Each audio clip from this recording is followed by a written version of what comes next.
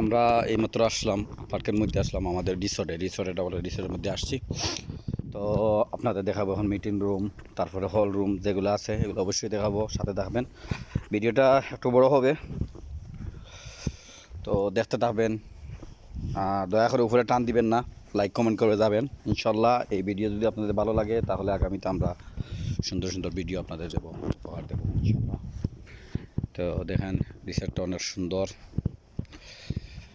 অনেক অনেক ভাড়া হয় ভাই, আমাদের মতো গরিব মানুষ এইরকম রিসোর্ট রাখা সম্ভব না।